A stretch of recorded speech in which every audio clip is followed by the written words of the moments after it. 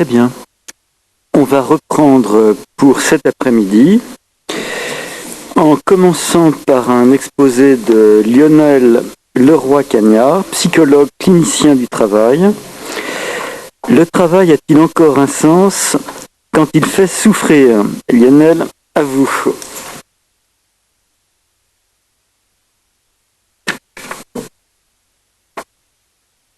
Voilà, c'est rouge. Bonjour tout le monde. J'ai pas tout à fait l'habitude, je suis pas prof, donc je vais essayer de faire au mieux. Donc je suis donc psychologue clinicien du travail, j'ai une activité libérale, j'ai eu aussi une activité salariée avant, et je vais parfois parler un peu des deux. Je vais commencer d'abord par une analyse des pratiques dans un EHPAD. Pas analyse des bonnes pratiques, analyse des pratiques. Et je vais essayer d'expliquer comment on bascule d'une expression des émotions à une reprise du pouvoir d'agir en passant par l'analyse concrète des situations vécues au travail. Dans un second temps, je parlerai des exemples de rencontres singulières dans un cabinet de psychologie du travail avec des personnes en souffrance. Je parlerai de la valeur de la parole adressée, de l'analyse des conditions, de l'organisation du travail, dans l'après-coup de ce qui est arrivé, donc de cette souffrance. Pour trouver le chemin d'une pensée qui s'égarait par absence de mots pour le dire. Dans les deux cas, on passe d'une perte constatée à un sens retrouvé ou redéfini. L'objectif est de montrer le chemin un peu technique de la clinique pour retrouver du sens à ce qui en avait perdu aux yeux des personnes en souffrance notamment. J'ai fait une petite analogie en réfléchissant au sujet que je devais traiter aujourd'hui, et ayant fait des études de communication auparavant, on me disait toujours on ne peut pas ne pas communiquer. Et je me suis dit tout d'un coup, on ne peut pas ne pas trouver du sens, au cœur de la jouissance comme de la souffrance au travail. Concernant, dans un premier temps, les groupes d'analyse de pratique professionnelle dans un EHPAD. Il y a quelques mois, je débarque dans un EHPAD et j'ai un groupe en face de moi qui se tait. Et puis, petit à petit, qui commence à avoir des plaintes, quelque chose de lourd et de lancinant, des expressions d'amertume, parfois des regrets de faire ce métier, le métier d'accompagnant en EHPAD, des reproches à la hiérarchie notamment, même aux collègues parfois, des critiques pour les comportements des familles, des résidents, des jugements, voire des accusations de favoritisme ou de doutes sur les primes ou des indemnités des week-ends. Bref, ça va pas bien. J'entends l'expression d'une souffrance brute et qui paraît assez vague, sans issue, sans appui, un établissement en souffrance de toute évidence et dont le fonctionnement fait souffrir. Et par rapport à ce qu'a dit tout à l'heure la personne en parlant d'économie, elle le disait très bien et je suis d'accord avec ça. Rien ne se fait sans l'engagement de la direction. Évidemment, là je travaille dans cet EHPAD, c'est un établissement à but non lucratif, privé à but non lucratif. C'est peut-être ce qui permet ce genre d'approche. J'ai donc une directrice plutôt bienveillante et qui approuve, qui appuie cette action. Et puis, alors, donc, on commence par interroger les équipes sur ce qu'elles font, ce qu'elles actent concrètement. Le concret, très important. Alors, on essaie de mettre en mots leur activité. La clinique de l'activité que j'utilise, moi, passe par l'analyse concrète des actes professionnels. Et ça c'est important, pas par les émotions, ni par la mise en avant des singularités psychiques, le psychisme des uns ou des autres. Moi ce qui m'intéresse, c'est que fait l'organisation aux gens qui travaillent. Je fais juste un petit détour par la psychothérapie institutionnelle pour ceux qui connaissent. Avec la psychothérapie institutionnelle, il faut soigner l'institution pour soigner le malade. Pour les chercheurs en psychologie du travail, il faut soigner l'organisation du travail et donc le travail lui-même pour préserver la santé des travailleurs. Mais ça se fait avec les travailleurs, pas sans eux.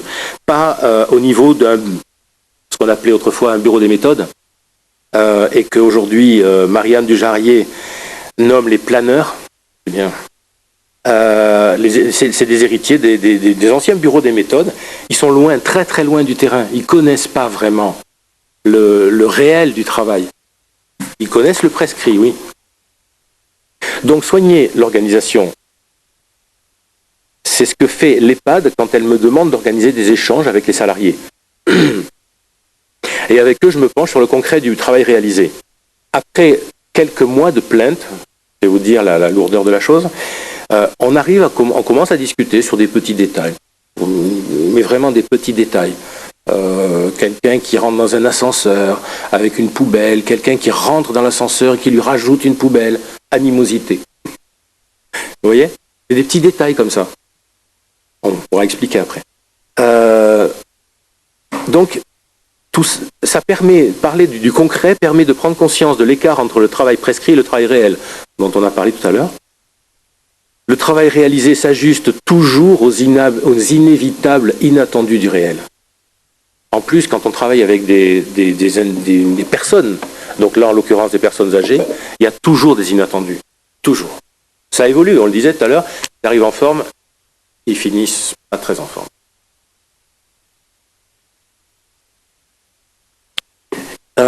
J'ai des exemples. Là, j'étais salarié de personnel dans une masse, une maison d'accueil spécialisée. Et un jour, il n'y avait pas d'eau chaude. Un inattendu du réel, pas d'eau chaude. Et je les ai vus faire des toilettes avec des bouilloires et des bassines, parce qu'il n'y avait pas d'eau chaude ce jour-là. Et à un moment, c'est développé une recherche effrénée de solutions pour faire malgré tout, comme dirait Yves Clos, si possible bien faire, en espérant ne pas être empêché de faire, et de sortir vainqueur de l'épreuve du réel qui joue des tours. Alors, petit rappel, le prescrit, c'est faire les toilettes et soyez à l'heure. Faites les toilettes et soyez à l'heure. Ça, c'est le prescrit. Le réel, c'est il faut faire des choses non prescrites, qui pourraient donc être reprochées, pour réaliser des toilettes à l'heure et être à l'heure. Alors, ça peut amorcer un sentiment de crainte et de peur. Et la peur n'est pas le meilleur filtre pour réfléchir à la situation. Face à la peur, il ne faut pas rester seul. Ça, c'est aussi la baseline du site souffranceettravail.com. Je passe ma soupe, moi aussi, qui s'adresse à tous les salariés qui veulent comprendre qu'est-ce que c'est que le travail.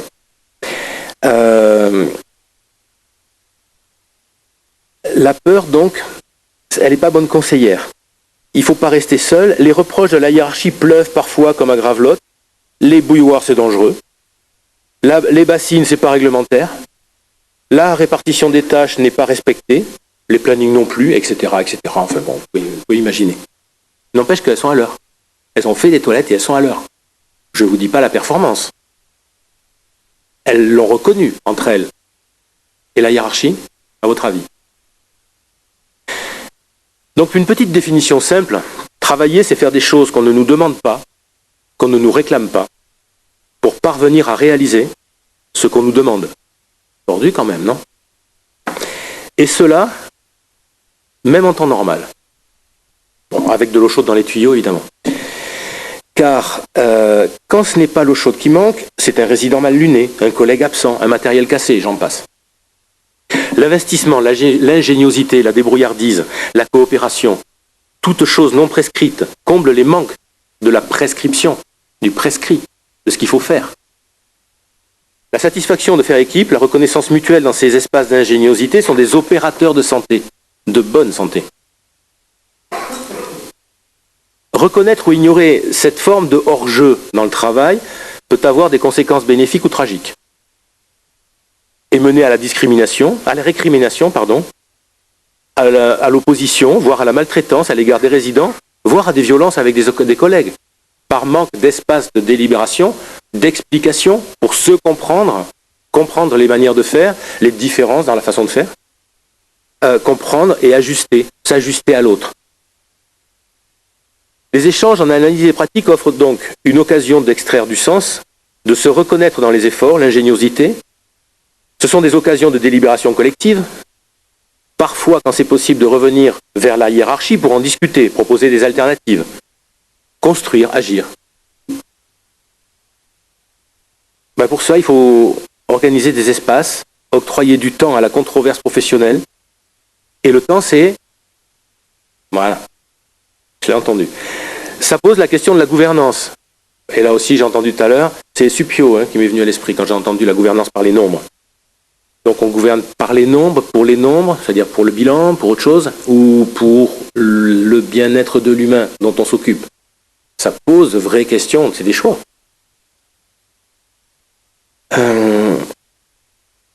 Donc il faut comprendre l'organisation pour savoir ce qu'elle nous fait. On va tenter de cerner l'expression de la souffrance via l'émotion d'une équipe ou d'un individu, j'y reviendrai plus tard, pour la dépasser et aller vers l'élaboration d'un propos sur le travail via le concret. On passe par le concret. Il s'agit de faire évoluer le sens perçu, affectivement, subjectivement, émotionnellement, parfois irrationnellement, en une réflexion fondée sur le rapport au réel du travail, le rapport au cadre légal aussi, pas mal ça, et le rapport à l'autre, donc à la hiérarchie, aux collègues, à autrui en général, pour penser les rapports sociaux et son propre rapport au travail aussi. Dans un deuxième temps, j'y suis déjà, c'est pas mal un quart d'heure, du côté de l'expression singulière en cabinet. Il en va quasiment de même. Quand les patients entrent dans le cabinet de consultation, l'expression de la souffrance est première. Il y a la plainte, l'amertume, le reproche, la critique, le jugement, l'accusation, on entend tout. C'est de la souffrance.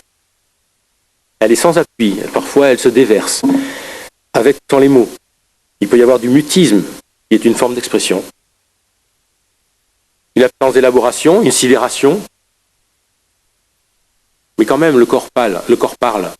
Quand la personne rentre dans le cabinet, je peux voir des choses. Parfois de la sueur, des gestes maladroits, des hésitations. J'ai un exemple avec une employée de banque. On va changer d'univers un peu. Donc quand elle arrive, elle se tait et elle est prostrée. Et le contexte, il est assez simple. Elle me dit juste, la note de l'agence baisse à cause de moi. Alors je vous explique, il faut programmer 20 rendez-vous pour la semaine suivante et les présenter le vendredi avant le week-end. Elle en réalise péniblement 14, 15. J'ai des questions simples qui demeurent sans réponse. Vos collègues, comment ça se passe? Bon, ça va. Votre chef peut-être? Non, il est sympa. Les horaires, ça déborde? Ah non. Là, je mélange l'aménagement du bureau, un manque de fenêtre, quelque chose, trop petit, trop chaud. Ah non, il est bien, il est joli. Et ça dure un moment, je vous promets, il faut aller le chercher, l'explication. Et puis, un jour, après un certain temps, elle déjeune avec une collègue. Elle lui dit qu'elle va partir, quitter la banque. Puisqu'à cause d'elle, la note de l'agence est en baisse et que ça devient insupportable. Personne ne lui fait de reproche. Elle entend des choses, elle capte des choses, des petits gestes, des petits regards. Alors du coup, l'autre se lâche, elle est en confiance, puisque ma copine s'en va, je vais pouvoir parler. Et là, c'est la découverte. Elle s'autorise à dire, tu sais, on triche tous. Ah bon?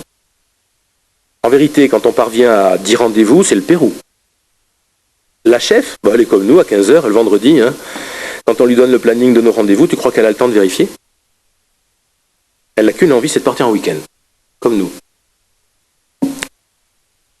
Une forme de violence quand même, tout ça.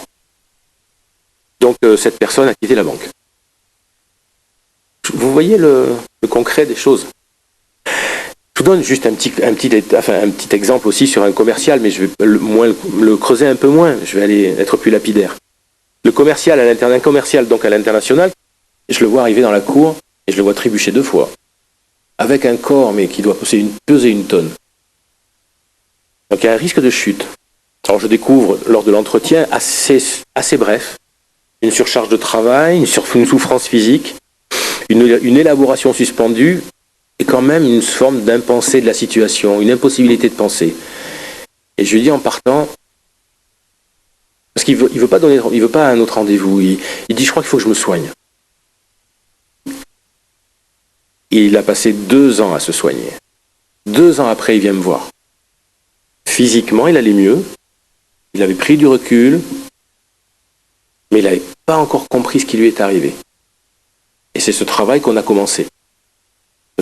D'abord, il a soigné le corps et après, il a essayé de comprendre pour soutenir le corps.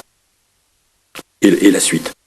J'ai un dernier exemple sur un conseiller en assurance qui ne comprend pas pourquoi il est ostracisé par la hiérarchie, puis par l'ensemble des collègues dans une grande société. Là encore, le corps lourd, les gestes malhabiles, les mots qui se dérobent. Il s'est tellement bien défendu qu'il a été reconnu en maladie professionnelle.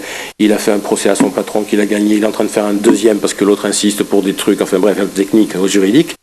Je pense qu'il va le gagner aussi, mais il s'accroche. Lui, il s'accroche. Mais bon, il redémarre. Il est en pleine formation, il développe une activité certainement indépendante. C'est en train de se faire. Voilà, en entretien de face à face, nos questions portent sur vous faites quoi, comment, avec qui, quand, avec quels moyens, selon quels horaires. On ne va pas chercher du côté du psychisme individuel. Si on prend le conflit interpersonnel par exemple, il est analysé en première intention du point de vue de l'organisation par le psychologue du travail que je suis, et non du point de vue des caractères individuels. C'est fondamental. Je vois quelques personnes qui viennent me voir en disant ça fait 2 ans que je vois un ou une psychologue clinicienne pour des problèmes au travail, j'y arrive pas, ça n'avance pas. C'est une spécialité et quand on va chercher dans le psychisme de l'individu, on le culpabilise encore plus. Souvent, la première approche consiste donc à douter de soi et à jeter l'anathème sur la ou les personnes avec qui on est en désaccord dans le travail. De l'expression brute de la souffrance, on ne peut rien faire. Ça soulage, c'est tout. Il faut l'entendre pour aller plus loin et s'en extraire. Nos interrogations sur le concret du travail permettent à la personne de comprendre, parfois soudainement, comme une révélation, que le problème ne vient pas d'elle. Elle n'est pas le problème. Elle est mise en difficulté. La personne n'est pas incompétente, folle, agressive, asociale, soudainement, comme ça. C'est bien une situation relative aux conditions de l'organisation du travail qui a favorisé un dérapage, un décrochage, une éviction et développé quelques pathologies de la solitude, une décompensation psychique ou un désordre somatique. Bon, j'ai entendu dire que, alors je suis pas un spécialiste du somatique, mais souvent les problèmes de peau sont assez liés quand même avec le psychisme. Donc au départ, le travailleur il est recruté pour ses compétences, sa motivation, son envie, tout va bien, ça colle. Il n'y a aucun doute là-dessus. Et puis ces éléments sont mis à mal par l'organisation du travail qui empêche de bien faire ou oblige à mal faire. Ou encore encourage à faire des choses qui vont à l'encontre de nos valeurs. Ce qui peut poser quelques conflits éthiques.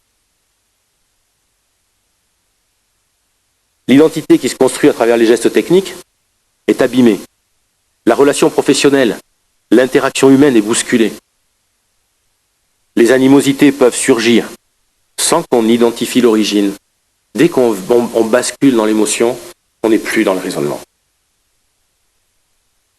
C'est très difficile de dépasser la perception première du conflit issu des passions tristes. J'avais marqué si j'ai le temps, j'ai pas le temps. Le drame de la perte de sens est largement entretenu dans les conversations en mode café du commerce. Dans les médias aussi, dans les entreprises. En première intention, on va voir du côté de la faille de l'individu, la faiblesse de l'individu. On entend tout le temps que les insuffisances sont du côté de l'individu, de ses performances. Alors ça, ils sont très forts pour ça, de son manque d'autonomie, de formation, d'organisation, de son caractère aussi. J'ai entendu une médecin dans la masse où j'étais dire non mais elles se sont tapées dessus mais elles sont complètement tarées. Ah, bravo l'analyse. Et en plus, elle me dit, vous m'emmerdez avec vos analyses en disant que c'est l'organisation qui fait ça. Impossible de lui faire entendre quoi que ce soit. C'est compliqué. Donc, j'ai bientôt fini. On entend tout le temps donc, ces insuffisances du côté de l'individu et de ses performances, de sa personnalité aussi. Et pire que tout, que les insuffisances proviennent de difficultés personnelles. Et là c'est le pompon. C'est surtout quand il y a suicide qu'on entend ça. L'individu est capable de dire qu'il souffre à cause du travail. Pourquoi on ne le croirait pas, simplement? Pourquoi on n'entendrait pas ça? Il sait très bien que c'est à cause du travail. Quand c'est à cause d'autre chose, il le sait aussi. Hein. Oui, je suis tombé en parapente, j'ai une patte cassée. Hein, quoi. Il y a des évidences quand même. Même s'il ne peut pas expliquer précisément si ça vient de lui ou d'autre chose, il situe sa difficulté du côté du travail, mais on sait comment trier, ranger, il ne sait pas, comment trier, ranger, harmoniser et rendre logique, s'expliquer à lui-même une souffrance qu'il ressasse. Il tourne en boucle autour de ce qui lui apparaît comme une évidence. Les comportements pathogènes, les détournements de position d'autorité, les insultes, les haines, les jugements hâtifs. Il y a donc lui qui cherche, la personne en souffrance, qui cherche un sens et l'entreprise qui botte en touche. Parce qu'il y a une question de responsabilité là derrière. Même si l'obligation de sécurité de résultat est amoindrie par l'obligation de sécurité de moyens, une petite comment dirais-je, précision juridique. Ça n'a pas évolué dans le bon sens, mais bon. L'entreprise a tous les risques de voir sa responsabilité reconnue quand même. Encore un peu. Alors un dialogue de sourds s'installe. Et Didier Lombard et France Télécom, il faut être clair. Le travail a donc toujours un sens. Même quand il fait souffrir, il suffit d'organiser les conditions de son expression pour que le sens nous saute aux yeux ou qu'il nous prenne à la gorge. Merci.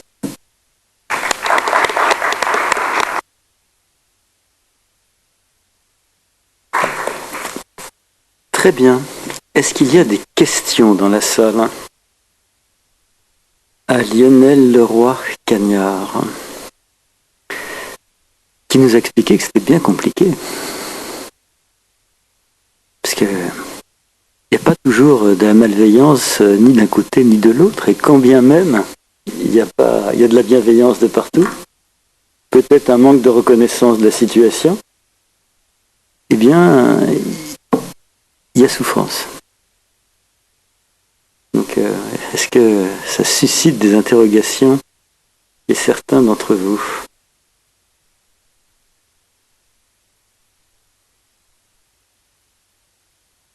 Il y a des questions?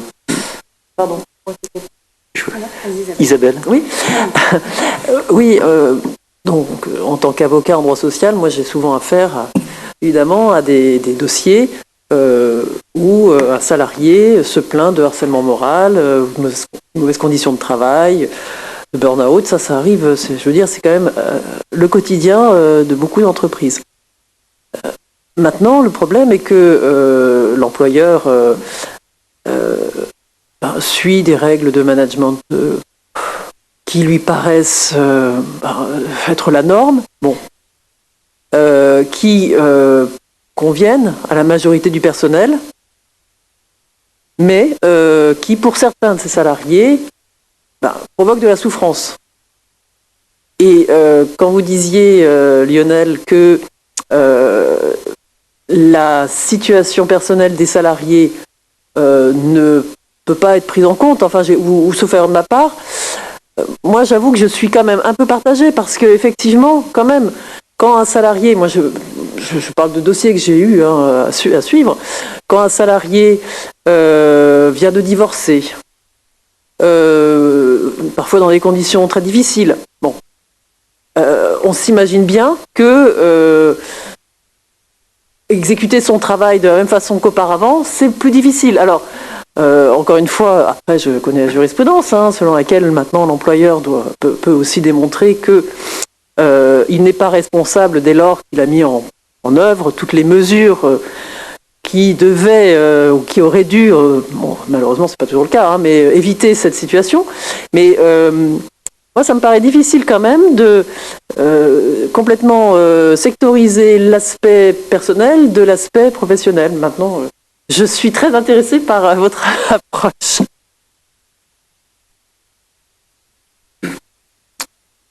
Je comprends. Je l'entends tout le temps. Je comprends. et ce que j'arrive pas à faire comprendre, j'ai dit en première intention.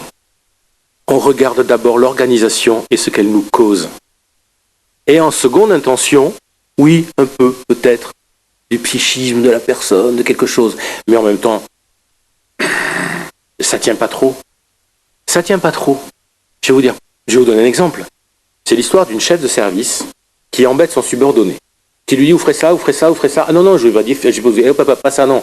Mais moi, je lui ai rien dit. Alors ça, oui, ah mais arrêtez, etc., etc. Enfin, il devient fou. Il a 35 ans, il vient d'avoir un gamin, et il s'effondre en larmes, crise de larmes, dans le bureau du médecin, mon rêve, quoi. C'est quoi le problème? Bon, bref. Et là, on a trouvé une solution, hein. Comme dit Christophe Dejour, quand il parle de la situation actuelle, il va falloir rentrer en résistance, prudence et discrétion. En dit long sur quand même la situation du néolibéralisme aujourd'hui dans la société. Bref, qu'est-ce qu'on a fait en sous-main, discrètement et prudemment? Il a envoyé des mails à cette personne qui était de l'autre côté du couloir. Ah, vous m'avez dit à telle heure dans le couloir qu'il fallait faire ça, j'en prends note, j'espère que j'ai bien compris. Une fois, deux fois, trois fois, quatre fois. Et ça se répète comme ça. Jusqu'au jour où il y a une réunion avec le directeur où cette personne, comme d'habitude, charge son subordonné d'erreurs qu'elle a souvent faites. Et là, il imprime le mail. Il dit, monsieur le directeur, regardez, ça fait 3 fois qu'elle me dit la même chose, mais 3 fois que je lui écris. C'est pris en compte, regardez. Et ça s'est arrêté ce jour-là. Il y avait bien un problème de cadrage. Elle ne cadrait pas correctement son travail, donc il a fallu la cadrer.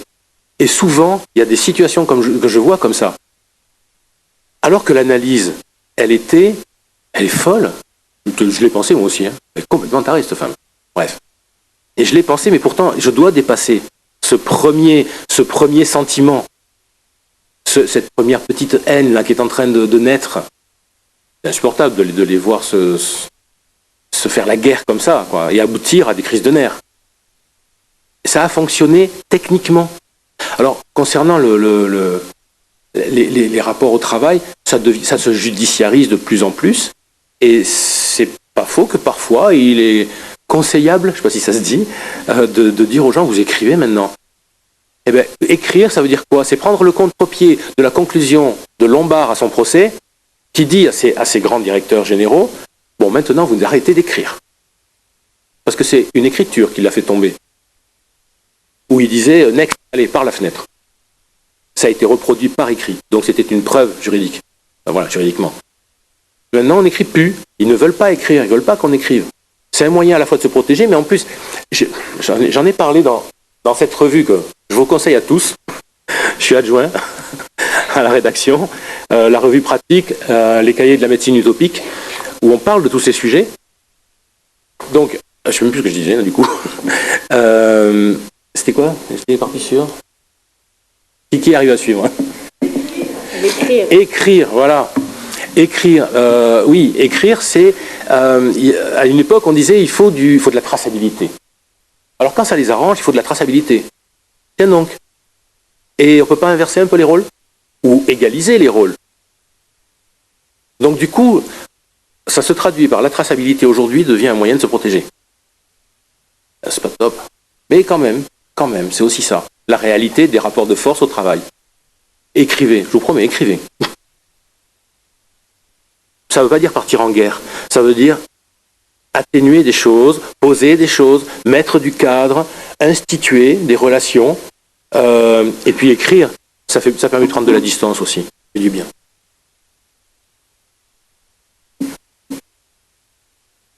Il y a d'autres demandes de parole.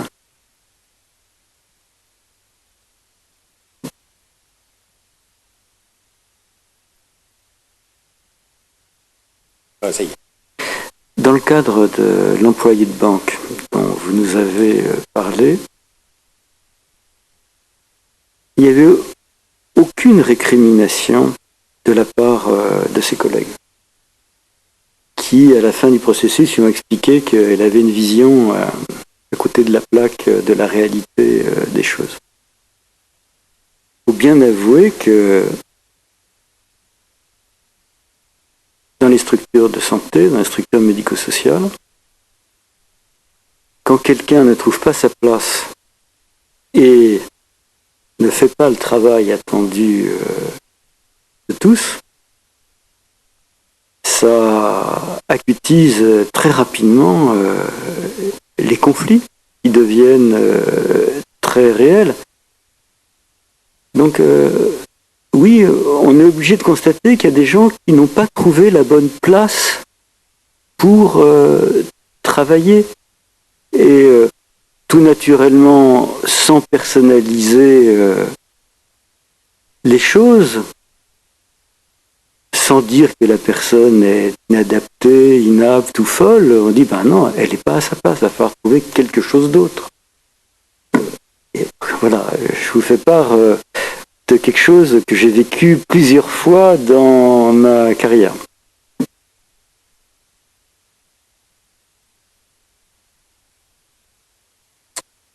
Trouver sa place, trouver la bonne place pour travailler. Je ne sais pas pourquoi j'ai fait l'analogie avec harceler, harceleur. Mais bon, peut-être que je me trompe, mais je vais développer quand même. Un jour, pour répondre à un appel d'offres dans un ministère, l'ENARC en face de nous pose cette question. Moi, j'ai besoin de psychologues du travail pour répondre à la question toute simple, à des questions toutes simples de ce genre. Dans un service, il se passe quelque chose, je voudrais savoir qui harcèle qui. D'accord ? Il faut appeler un flic là pour ça. Bref, je lui réponds que la question n'est peut-être pas bien tournée. J'ai pas eu le contrat. La question n'est pas bien tournée parce que la question, c'est pas ça. C'est quel est ce système qui permet de harceler ou d'être harcelé? Qu'est-ce qui permet à un harceleur d'être harcelé? Enfin, pardon, ou à un harceleur d'harceler. Ouais. C'est un système. Exactement comme cette personne qui harcèle d'une certaine manière son subordonné en lui disant tout et son contraire. Le système, c'est le suivant. Il y a un directeur là-haut qui ne veut pas faire son boulot, alors qui regarde quand l'autre lui dit « regardez là-bas ». Alors le directeur regarde là-bas, il ne regarde pas les problèmes qu'elle cause.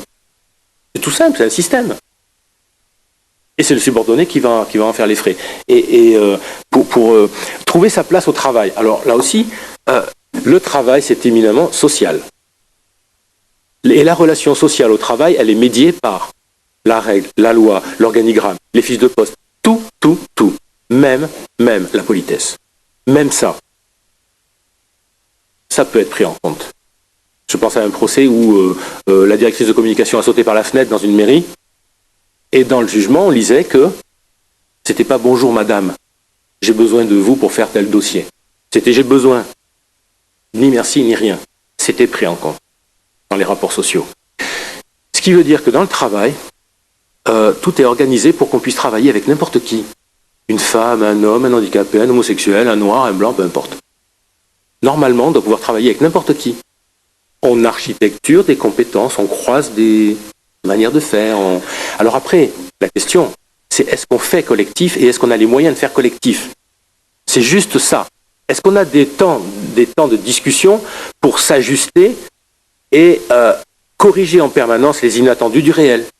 Et ça, on ne l'a pas. Surtout dans vos professions où on vous demande d'y aller. Hein. Il faut rentabiliser. Il n'y a pas le temps. Alors ça, c'est mon avis. On approche du but. Je vais parler de mon expérience professionnelle. Nous, on a besoin, j'exprime les choses crûment, de techniciennes qui aiment les petits embryons en culture, qui aiment leur culture cellulaire, parce que c'est du matériel vivant qu'il faut faire croître. Et de temps en temps, on voit des techniciennes ou des ingénieurs qui manifestement ont un recul. Elles sont mieux en bactériaux. Au contraire, il faut se protéger, ou en virologie, des bactéries et des virus dont elles sont censées s'occuper. Donc, voilà. Donc c'est ce qui montre bien qu'il y a quand même des places plus optimales que d'autres pour certaines personnes en fonction de leur historique, de leur comportement, tout simplement. On a tous des comportements qui sont le fruit d'historiques prolongés, depuis l'enfance souvent. étendons les choses au sanitaire et au médico-social. Je pense qu'il y a des gens qui ont leur place en réanimation, il y en a d'autres qui ont plus leur place en médecine, en chirurgie ou au bloc opératoire, et qu'il faut savoir assurer cette mobilité en ayant des réserves par rapport à l'interchangeabilité, en tout cas immédiate. Voilà, il faut dire, du point de vue des organisations, je pense que c'est quand même important d'essayer d'identifier la bonne place pour la plupart des personnels.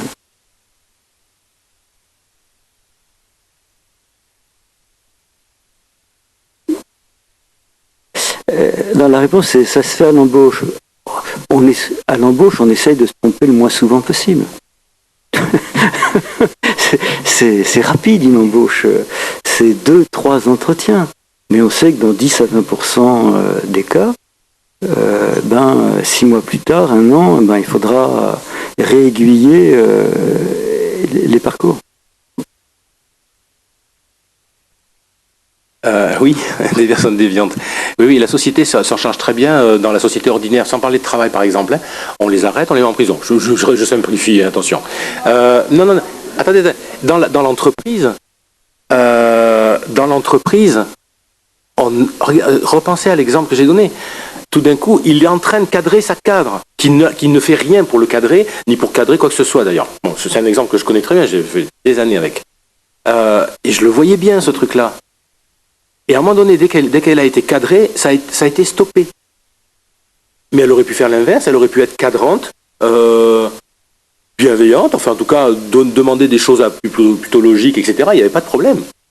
C'est vraiment une question d'architecture, des relations. Elles sont médiées par des règles.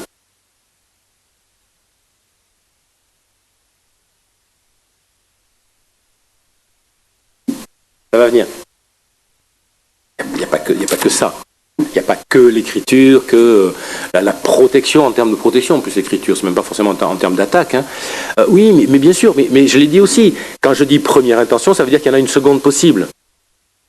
Mais les études montrent qu'à 80%, c'est un déficit d'organisation et de prise en compte de l'organisation et des moyens pour organiser le travail. Et ça va jusqu'à manquer d'espace d'élaboration pour ajuster les imprévus, les inattendus du réel. J'ai vu 2 aides-soignantes se taper dessus dans un réfectoire pour une question de médicaments posés à droite ou à gauche. Enfin, un truc de simple. Et l'analyse du médecin, mais elles sont tarées. Et l'analyse de la direction générale, c'est on les convoque, on les blâme. Elles n'avaient qu'une réponse à faire. J'étais pas là. C'est qu'est-ce que vous comptez faire, vous en tant qu'employeur, pour qu'on arrête de se taper dessus. Je vous suggère, si elles vont un peu plus loin, de nous donner un peu de temps pour qu'on puisse discuter des manières qu'on a de pratiquer. Et on s'entendra mieux, on trouvera. Mais là, il n'y a pas, vous faites vite, vous êtes à l'heure et taisez-vous. Ça ne tient pas.